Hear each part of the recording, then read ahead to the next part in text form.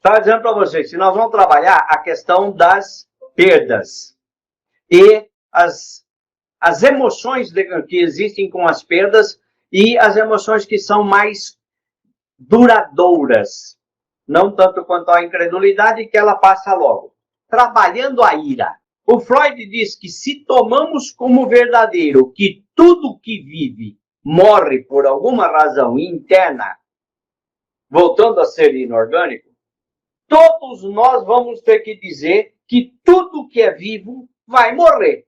E se nós temos esta certeza da morte, essa certeza gera uma ansiedade, gera uma ira interna dentro da gente. Com isso, o que está acontecendo? Nós vivemos. E cada dia que a gente vive, a gente vai perdendo alguma coisa. E a morte vai botando na testa da gente algumas estradas, que são as rugas. E cada vez que a gente olha no espelho, depois de uma certa idade, a gente começa a ficar bravo do que a gente está vendo. A linha comportamental, que é a behaviorista, entende que a ira é induzida pelo meio ambiente ou por circunstâncias externas. A ira é sempre consequência de uma frustração. Voltando ao Freud, a frustração de que a gente não é eterno. A frustração de coisas, expectativas que você tinha que não foram preenchidas, frustra e isso gera a ira. Para os existencialistas, fenomenólogos teóricos da percepção, a ira é uma reação ao mundo nos termos em que a pessoa o vê e o compreende. Ou seja, a ira é como eu vejo e como eu reajo àquilo que eu estou vendo. Todo ser afirma o seu próprio ser. Se a vida é uma autoafirmação. E a autoafirmação tem a forma de autoentrega. Ou seja, eu sei que sou vivo. Se eu sei que sou vivo, eu sei que estou destinado a morrer. Voltando no Freud. E isso traz dentro de nós uma percepção inerente em nós de uma certa ira em relação à própria vida. Só que este viver tem perdas. Estava conversando agora há pouco com o meu neto sobre eles estão tendo que se despedir de um monte de coisas que estão deixando o país. E estava conversando com ele sobre isso. E eu me lembrei de um livro que eu li que se chama Perdas Necessárias. De uma escritora chamada, o sobrenome eu me lembro, Viorst. Em que ela vai dizer, nós vamos perdendo. Nós perdemos o seio da mãe quando a gente começou a crescer. Perdemos o colo da mãe quando a gente cresceu. Nós perdemos, vamos dizer assim, a família quando nós nos casamos. E a gente vai perdendo, e são perdas necessárias para a gente ir amadurecendo com isto. A maneira de lidar com a ira é verbalizada. E verbalizar ajuda na clarificação das causas, na informação aos outros daquilo que fizeram e que causou, e que a causou, e na possibilidade do perdão e da reconciliação. Ou seja, vocês vejam, vocês devem conhecer alguém assim que parece que nasceu e foi curtida, não tinha uma bolsa, uma útero, era uma bolsa de vinagre. Uma pessoa azida, mal-humorada. Não estou falando desse tipo de coisa. Eu estou falando aqui que algumas causas fazem com que aquilo que é inerente em nós aumente e seja uma ira explícita. E como é que eu trabalho essa ira explícita? Da perda que eu tive, que é o nosso problema. Tenho que verbalizar que estou irado. Tenho que clarificar as causas. Vamos pegar aqui outra vez o problema de Petrópolis. Quais são as causas Não existe uma só. E aí vem o sistêmico. O sistêmico diz que nada acontece em função de uma só causa. As causas de Petrópolis é a questão ambiental, é a questão do aquecimento, é a questão climática, é a questão da ocupação do solo urbano, é a questão de falta de políticas públicas de habitação, uma série de coisas. E isto, quando a pessoa começa a entender e visualizar estas causas todas, e informar aos outros que fizeram esse tipo de coisas, que os políticos não fizeram isso. Perguntaram para o prefeito de Petrópolis, que já é o 8º mandato dele, não, é o 4º mandato dele, já estava lá 8 anos, por que ela não fez? E eu diria assim, paradoxalmente, o sobrenome dele é Bom Tempo. E ele diz, não houve condições. E também a ira, falar do que causou e na possibilidade do perdão e da reconciliação. Quando há pessoas envolvidas na perda que você sofreu. Isso é muito interessante, porque eu já vi casos de pessoas que perderam a mãe, perderam o irmão, perderam o pai num acidente e que houve um culpado nesse acidente. E nesse caso é o perdão e a reconciliação com aquele que errou e possibilitou a perda. No nível pessoal, o que eu tenho que fazer? Controlar a ira. Aí vem toda uma questão de administração emocional. E os impulsos agressivos. Vocês já viram, e isso já foi muito badalado, de que nas empresas chinesas tem lá um local com um boneco com a cara do chefe, que é daquele João Bombo, que o sujeito pode entrar lá e dar soco, esmurrar o boneco até não querer mais. Uma das coisas que tem acontecido também com muita frequência são executivos que estão se inscrevendo em academias de boxe para poder espancar o sparring que tem lá. E aí as pessoas que respondem mais calmamente às situações difíceis são as que têm maior probabilidade de resolver os problemas relacionados à ira. Então, existe, eu diria assim, um padrão comportamental. Quem arma barraco facilmente vai ter a ira lá no topo.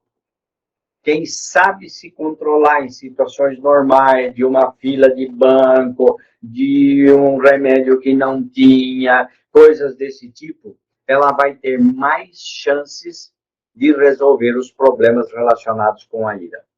Para controlar a ira, as pessoas devem, primeiro, definir o problema o mais precisamente possível.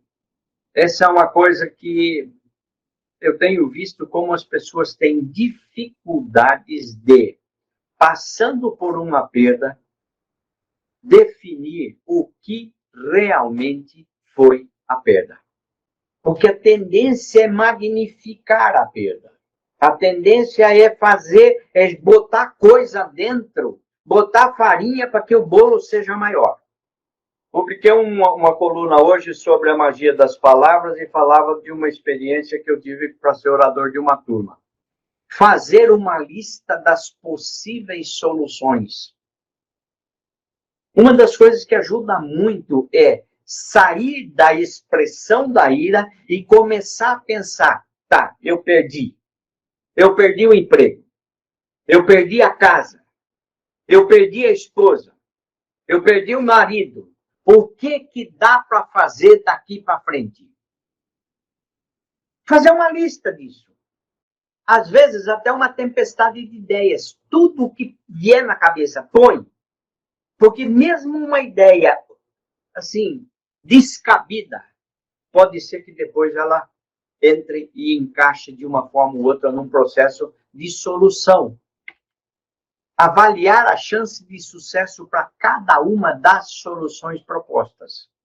Eu me lembro de uma mulher que ela O marido dela foi fazer uma cirurgia pequena de tirar um caroço no coisa, tomou anestesia e teve um choque e faleceu. Essa mulher nunca tinha feito absolutamente nada. Nunca tinha ido no supermercado comprar alguma coisa, porque ele fazia tudo. E da agora para frente, ela quem tinha que mexer com isso. E o que aconteceu? Uma das soluções foi distribuir a tarefa entre os filhos. Uma ficou cuidando das contas, do dinheiro, o outro se encarregou de fazer as compras, ela foi se mexer e aprender a mexer com algumas coisas e se equacionou. Um outro caso que eu fiquei sabendo hoje também, o casal precisar construir uma casa e tudo mais e não tem condições de estar saindo toda hora. O filho mais novo disse, eu faço as compras, eu administro, eu pago as contas todas e nós vamos resolver isso aí. E foi e é como eles estão resolvendo o problema. Escolher uma solução e tentá-la. Estava hoje à tarde fazendo academia, porque eu estou precisando, assim, fortalecer, fazer uma, sabe? Porque depois de uma certa idade a musculatura fraqueja. E eu vi uma coisa lá, nunca se chega a lugar nenhum se não se der o primeiro passo. Você não sabe se uma solução vai ser solução se você não tentar aplicar essa solução. Avaliar se a solução tentada foi satisfatória e fazer os ajustes necessários. Faz, avalia, volta, faz outra coisa. Põe um filho para cuidar, não deu certo com esse, vamos ver o outro. Ele não sabe mexer com isso, vamos readequar isso aqui. E ir ajustando a solução às condições possíveis. A ira trabalhada positivamente apresenta vantagens, dando dimensão proveitosa. A ira positiva energiza a pessoa para a ação. Por incrível que pareça, ela é positiva. O cara que fica... não sai. É preferível que ele fique irado, porque a ira vai botar a gasolina no tanque dele e vai pisar no acelerador.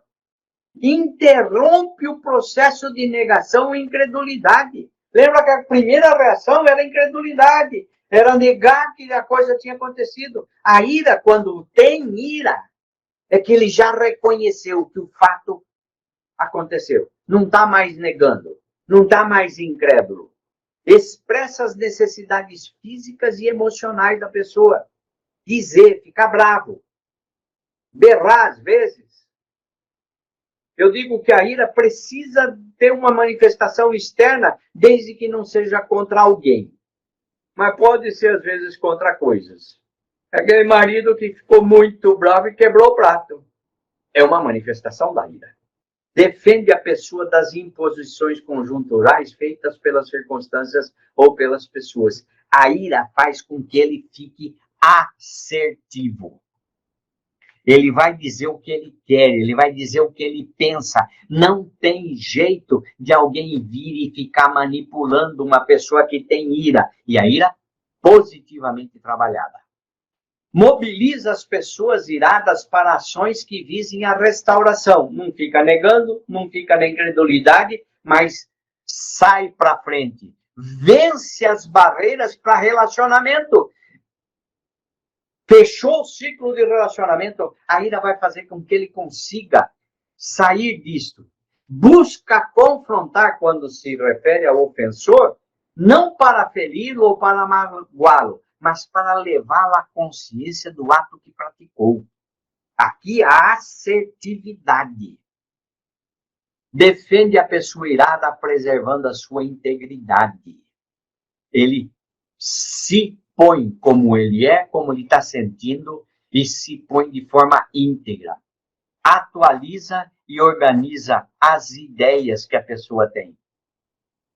Porque ele tem que falar sobre isso. E ao falar sobre isso, queira ou não, vai se ajustando esse processo. Identifica o evento ou fato causador da ira e busca o caminho do perdão e da reconciliação. Isso é a forma positiva de lidar com a ira. Deixa eu fazer uma pergunta para vocês. Silvia, quando você teve lá o problema, da separação depois de 14 meses de casamento? Você ficou irada? Bastante. E você vê que essas coisas aqui, alguma dessas coisas você fez durante o tempo que você trabalhou isso? Ao longo dos anos. Não foi um processo curto, não. Sim. Por isso eu disse que nós vamos trabalhar alguns dos sentimentos que se estendem. Daniel, qual foi a sua ira quando você perdeu a sua mãe? Nossa, Marcos. Algumas respostas eu não tenho até hoje. Mas eu não sei se foi ira, né? Vamos pôr aqui uma inconformidade. Uma inconformidade. Forte. Eu acho que teve uma ira, sim. A ira do porquê ela tomou 2 vacinas e não se safou dessa. O que talvez o meu irmão, por exemplo, na hora que a gente foi retirar o corpo, quis explodir com a médica lá, para querer mais informações, para ver se foi o Covid que matou ela mesmo. E, enfim, bate sim uma ira, né? A gente quer culpar os outros, né? Por que não fez mais um pouco? Por que alguém não fez, não prestou atenção? Será que usaram ela de cobaia? Vem algumas perguntas assim. Ô Daniel, você fala uma coisa aqui que é interessante. A ira sempre é um sentimento para fora. Para fora. Vamos para frente. Um outro sentimento que vem com muita frequência quando a gente sofre uma perda, e especialmente uma perda em cima de tragédia, é o medo. E o medo de que a experiência dolorosa volte a acontecer.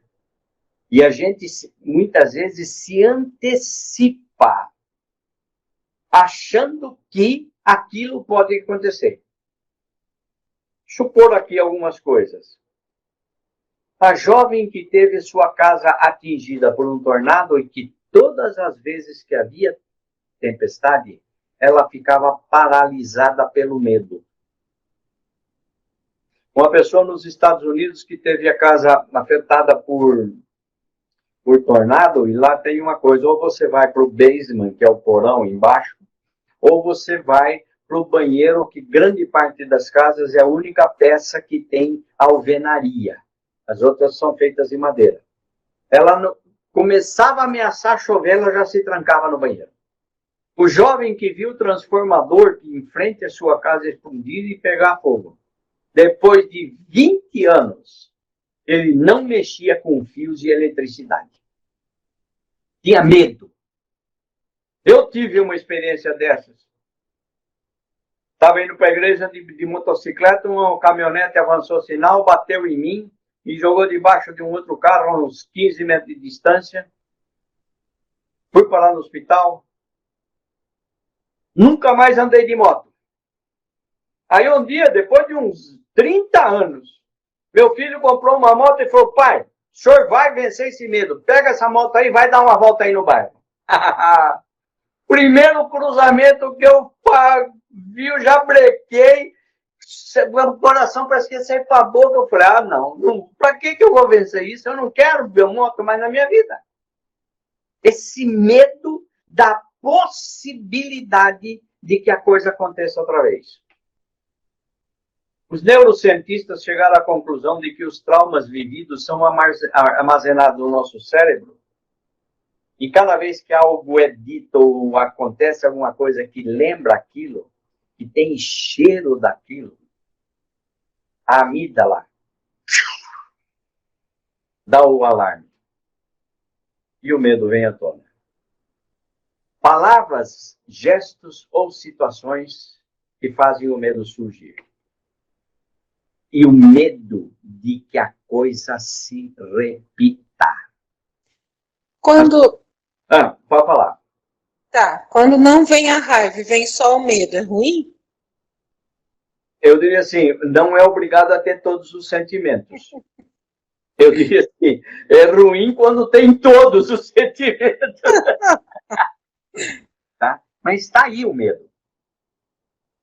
Isso é uma coisa que, eu diria, é inconsciente em nós. E que a gente precisa tomar consciência e começar a trabalhar. Por exemplo, eu tenho consciência de que eu não quero mais andar de moto por causa do acidente que eu tive. Então, eu assumi. Eu não, nessa idade não vou ter moto, não vou fazer, então não vou vencer isso. Mas eu tenho uma moça que trabalhou comigo de secretária, ela tinha tanto medo de cobra, que ela não conseguia ver foto de cobra num livro. E ela teve que ser confrontada com uma cobra. E passar a mão em cobra, para poder perder o medo. E aí vem, há pessoas que apresentam uma reação de forma desproporcional a eventos cotidianos. Mas são eventos simples que, na cabeça dela, puf! Por exemplo, uma pessoa que foi abusada, se ela tiver num ônibus ou se ela tiver em algum lugar e um homem se colocar atrás dela, o medo se instala. Você tem um fato. A pessoa sofreu uma experiência fora do cotidiano e ela entende isso como ameaça à sua vida ou integridade. E pode ser a perda de parentes próximos, esposa, para outros parentes, amigos, destruição da casa, perda de bens materiais, carro, casa, equipamento, ou vítima de acidente ou violência física ou sexual. O cara tinha o carro, disparou o alarme, ele escutou, falou, não é o meu, não. Quando ele saiu depois, o carro tinha sido roubado. Ele pôs alarme no outro carro, mas se buzinasse na esquina, ele já estava lá para ver se era o carro dele. Uma coisa é recordar o fato. Então, primeiro aqui é dimensionar o fato. Recordar o fato. A pessoa passa a recordar os fatos de forma aflitiva. E faz isso repetidas vezes.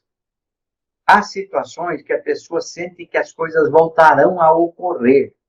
O que inclui a sensação de reviver a experiência, ilusões e alucinações e alguns lampejos de memória que parecem trazer à realidade o passado. Então, ela, ao recordar consciente e deliberadamente o que aconteceu, vai fazer com que esse processo de aflição seja diminuído. Vou pegar o exemplo da moto. Se eu insistisse cada vez e eu começasse a insistir nisso e percebesse que podia passar por 20 cruzamentos e não teria problema, baixava a emoção. Isso leva a pessoa a experienciar a aflição se ele não trabalha. Um potencial detonador é o aniversário do trauma. Gente, eu estava no Equador no dia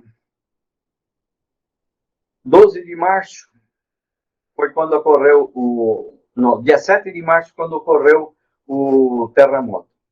7 de março do ano seguinte, a quantidade de gente desesperada acreditando que no aniversário do terremoto ele ia acontecer outra vez. Em El Salvador, no dia 5, se não me engano, 5 de maio, às 5 para as 11, aconteceu um terremoto. Muita gente, todo dia, às 5 para as 11, ficava apavorado. Na medida que vai recordando, vai vendo, vai trabalhando isso racionalmente, que não é porque faz um ano, é necessariamente que a coisa se repete, vai baixando essa pressão. Também existe um outro dado, evitar os fatos, que é o transtorno pós-traumático, que é o medo, e ela pode ter pensamentos associados ao trauma. E o trauma aqui pode ser uma violência sexual, pode ser um relacionamento em casa e tudo mais. E ter atividades que lembrem esse tempo faz com que ela não vá mais no lugar onde esteve, não voltar ao lugar do acidente, não ouvir determinada música que traz recordações, não mais colocar a mesma roupa com a qual foi violentada, não mais ir ao estádio de futebol. Ela tem que tomar consciência desses fatos e, tomando consciência, vencer estas barreiras. E há outras pessoas que têm uma amnésia, a incapacidade de recordar aspectos importantes do trauma. Quando se trata de abuso, especialmente na infância e adolescente, tem uma amnésia defensiva. muitas das pessoas não recordam que foram abusadas. Porque não é tão dolorido, que o cérebro criou uma forma de proteger. Não recorda mais. E isso tem acontecido muito na terapia. Cada pouco a Sueli vem falar comigo. Eu sei que tem alguma coisa aí e não consegue lembrar. E uma das coisas interessantes, que muitas vezes a recordação vem pela interpretação dos sonhos. Ela traz uma coisa, e o que significa isso? O que significa aquilo? Por que aconteceu isso em tal lugar? E dá um lampejo na cabeça dela para perceber e lembrar do que aconteceu. Ela pode ter uma diminuição no interesse de desenvolver atividades importantes. No caso de crianças, pode haver regressão. Ela já estava dando os primeiros passos e volta a engatinhar. Falava algumas frases e volta a balbuciar. Apresenta quadro de desligamento ou alienação em relação às pessoas e ao contexto. Fica assim, não tenho que ponha em contato. Bloquear-se na manifestação de sentimentos amorosos, especialmente se trata da perda do cônjuge. A mãe não tem mais carinho para com os filhos. O pai não consegue mais abraçar. Limitação do horizonte das esperanças. A pessoa vê diminuídas as chances futuras de realização pessoal, profissional e emocional. Veja, trabalhar o medo é ir tomando consciência e lutando, decidindo enfrentar estas coisas. Não tem vontade de amar. Vai, começa a abraçar, começa a beijar os netos. Não é porque perdeu a esposa que perdeu os braços. Vai fazer isso. Não tem mais disposição de fazer atividades importantes. Assuma uma e vai fazer isso. Trabalhando a culpa e a vergonha.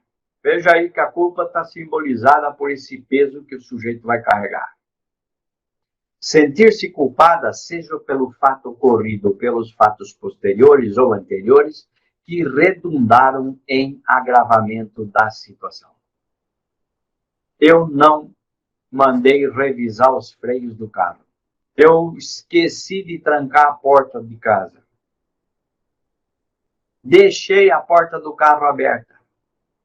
E ela se sente culpada pelo que aconteceu, por algo que ela deixou de fazer e que se esperava que fizesse. Ou depois, ou durante, eu devia ter dado um beijo no meu pai. Eu devia ter orado com a minha mãe. Ela adorava aquele hino, podia ter cantado para ela. Por que eu não fiz isso, santo Deus? Conheço um casal, viveu muito tempo juntos. Ela foi para o hospital com infarto, ela já tinha um quadro cardíaco bastante grave. E a hora que ela chegou no hospital, ela falou para o marido, vai procurar o doutor fulano de tal, que era quem atendia ele. E ele saiu desesperado. Quando ele voltou para o hospital, ela tinha falecido. E ele se culpava por não ter estado do lado da esposa quando ela faleceu. A mãe morava com ela, senhora de idade. E ela saiu para ir até a mercearia que havia na esquina para comprar uma coisa que ela precisava para fazer o almoço. Quando ela voltou, a mãe estava morta. E ela se culpava de ter deixado a mãe sozinha em casa. Entre os que se culpam, há duas possibilidades. Elas são realmente culpadas ou se imaginam culpadas. No primeiro caso pode-se dividir o grupo em dois subgrupos. Os realistas, que têm uma visão adequada dos fatos e o nível de comprometimento que eles tiveram, e os exagerados, que atribuem uma culpa maior do que a que tem. Por exemplo, no caso dessa mulher que foi comprar um homem na mercearia e voltou e a mãe estava morta dentro de 5 minutos, a pergunta que eu fiz para ela, em que você acha que teria evitado a sua mãe de morrer? Não foi de uma queda que ela morreu. Ela morreu sentada. Mas ela dimensionava a culpa dela de uma forma irrealística. Eu tenho uma situação que eu tive que trabalhar. Minha mãe sofreu uma queda, sofreu um problema sério, teve que ir para o hospital, ficou 10 dias, e eu achei que minha mãe não sairia do hospital. E eu tinha uma viagem marcada, com passagem tudo comprada para ir para os Estados Unidos, e ela, na sexta-feira, ela saiu do hospital, teve alta, e nós arrumamos uma casa de repouso para ela ficar, porque ela estava comigo e não tinha condições de ficar. Ela foi para lá, ficou muito bem lá. Na segunda-feira que eu cheguei de viagem de volta, ela caiu da cama às 6 horas da manhã. Eu fui visitá-la. Ela perguntou da viagem, perguntou das netas, perguntou dos netos, perguntou dos bisnetos, perguntou da neta, e estava completamente lúcida e tudo mais, conversando, brincando, e ela me pediu perdão por ter feito arte, porque ela tentou sair da cama que tinha uma grade do lado e ela caiu. Na terça-feira de manhã eu voltei para o hospital porque a junta médica decidiu o que fazer com ela, e ela conversou, o médico explicou para ela o que eles iam fazer e tudo mais. Na terça-feira, depois do almoço, eu comecei a ter febre e passar mal, e eu achei que eu tinha pego a Covid nos Estados Unidos. Isso foi em fevereiro de comecinho de março de 2019. Aí a minha mãe ficou muito mal. E a minha filha me ligou e falou: pai, a vovó está morrendo. Eu tinha duas opções: sair correndo para ir lá ficar do lado da minha mãe e comprometer a saúde de todo mundo que estava lá, ou dizer para minha filha: filha, cuida da vovó. Ela não está consciente, mas cuida da vovó, porque eu não vou aí por uma questão de responsabilidade. Eu podia estar me culpando. Não, eu racionalizei essa situação dizendo assim: não podia atender a minha mãe. Ela estava em coma, até o último momento que ela ficou lúcida, eu estive com ela, eu não podia ir para lá. Equacionei isso. Mas eu poderia estar hoje: porque eu não fiquei, porque a mãe... Não. A vergonha. A vergonha é quando a pessoa viola algum princípio de convivência social que coloca em posição fragilizada ou vexatória diante dos demais. A vergonha sempre é um sentimento para fora. Ela tem conotação negativa, uma energia que precisa ser descarregada, uma consciência de inferioridade que rouba a dignidade da gente, rouba o autorrespeito e o sentimento de ser igual aos demais. Eu sou estúpido, eu sou uma multa, eu sou porque não dá certo, eu não sei, eu não faço nada. Essa é a vergonha. Por que eu vou falar isso? Deixa eu dar um exemplo aqui. Acho que o cara mais envergonhado no Brasil hoje é o Mamãe Falei, né? Com todas as besteiras que falou, ele deve estar pensando assim: ai, por que eu fui falar? Que besta que eu fui, não sei o que, coitado. O enfoque negativo se coloca entre as pessoas, porque é dirigido para fora. Eu sinto vergonha do Oséias. O Daniel está dizendo: o Vladimir Soloviov diz que... O que você pôs aí que não apareceu, mas deixa eu ver aqui, peraí. Ele fala: sinto vergonha, logo existo. Logo existo. A vergonha nunca coloca as pessoas juntas. É um tipo de escravidão a qual a pessoa se submete e que a oprime, retirando a liberdade e a espontaneidade. Ela promove mecanismo de fuga e evitação. Se eu me sinto culpado pela perda que aconteceu, eu vou evitar contato, eu vou evitar as pessoas, eu não vou aparecer. É aquela história do sujeito que está devendo e ele já não passa mais na frente da loja onde ele está devendo porque ele não quer ver a cara do sujeito. A vergonha faz com que as pessoas se tornem inimigas, desconfiando umas das outras. Deixa eu fazer uma pergunta para vocês. Dos 3 sentimentos, ira, medo e vergonha, qual deles vocês acham que é mais presente na vida de vocês? Ou assim, é o que mais rapidamente aflora? O meu é a ira. A ira. Para mim, com certeza é vergonha. Vergonha. O que eles vão pensar? Ô, Silvia, deixa eu dizer que eu tenho, às vezes, vergonha no lugar de outras pessoas. É a famosa vergonha alheia. Eu estava uma vez na fila para embarcar para uma viagem para o Panamá e tinha um sujeito na minha frente que era desses de dar bom dia para cavalo. Com uma roupinha assim, como é que chamava? Safari, um terno de manga curta e um negócio assim. E o cara falava e contava que ele estava indo para Colón, que ele ia vender, que ele ia comprar. Eu comecei a ficar com vergonha no lugar do cara. Oséias, o que aparece mais com você? Já aderi com o Daniel aí, eu tô com a raiva também. Raiva? É. Você, Alexandre? Eu utilizaria o termo indignação no lugar da raiva, mas assim, dentro desse contexto seria a ira, mas aí especificamente indignação. Sei. Deixa eu dar um palpite aqui. Ô Marcos, essa palavra indignação aí tem uma passagem interessante no livro do Paulo Gaudêncio, que ele fala das minhas razões, suas razões, né? Sim. E ele cita, foi fazer entrevista com as freiras sobre esse tipo de sentimento, elas jamais admitiam que tinham raiva, que isso era pecado, elas tinham indignação. Rogério, deixa eu dizer para vocês que a ira é uma coisa assim, como é que eu diria? Talvez seja mesmo o sentimento mais espontâneo e mais, assim, que bate de frente na hora que acontece. Há certas situações que são irritantes. São irritantes. E há certas circunstâncias que eu olho depois da forma como eu reagi e fico com vergonha. Vergonha da minha ira.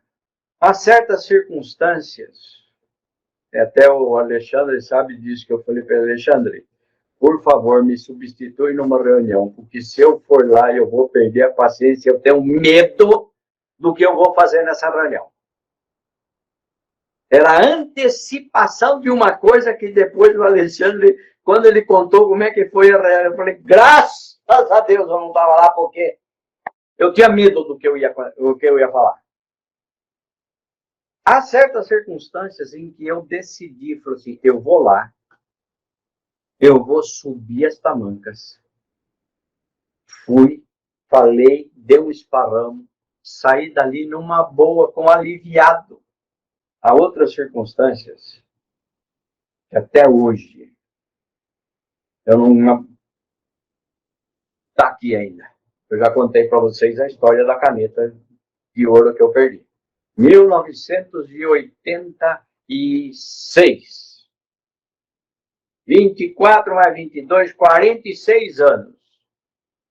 E tem horas que eu me lembro disso como se eu tivesse acabado de tomar consciência de que fui roubado. Então, gente, esses sentimentos, eles existem. Qual é o problema deles? Se eles passam de um limite socialmente suportável, se eles se estendem na intensidade por um período longo,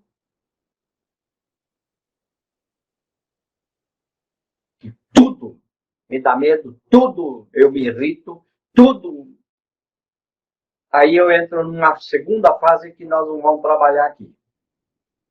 Porque aí já é uma questão de, se você vai trabalhar com alguém e percebe que esses sentimentos são prolongados, intensos ao nível, aí você já está entrando nas reações secundárias, que é a cronificação desses sentimentos, e essa pessoa precisa de um acompanhamento especializado, seja de uma terapia. Gente, eu queria aí ouvir um pouquinho de vocês, se isso aí ajudou a clarificar algumas coisas, como é que foi esse processo aí. Eu vou começar o inverso. Alexandre, como é que você viu isso aí? Ajuda, não ajuda? Valeu a pena, não valeu? Eu acho que ajuda bastante, Marcos. Tem vários itens que você falou que a gente trabalha no processo de prevenção de violência contra crianças e adolescentes, e mulheres também, pessoas adultas.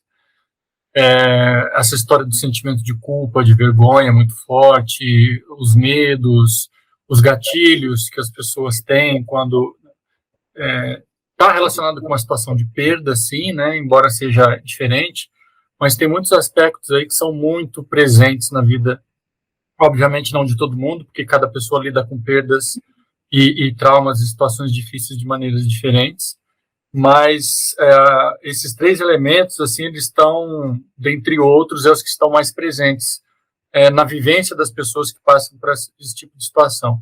Tá. E também os teóricos que trabalham, não só teóricos, mas gente da clínica, trabalha com o conceito de resiliência, também colocam como fundamentais como fundamental a ideia de ressignificar essas experiências, para que a gente dê outros nomes para elas, para que a gente dê outro sentido para ela, para poder viver a partir dali, dizer assim, a violência, a perda não é o fim da história, ela não determina o que vai acontecer, mas ela é uma marca profunda, mas ela não precisa ser algo que vai fazer você parar de viver.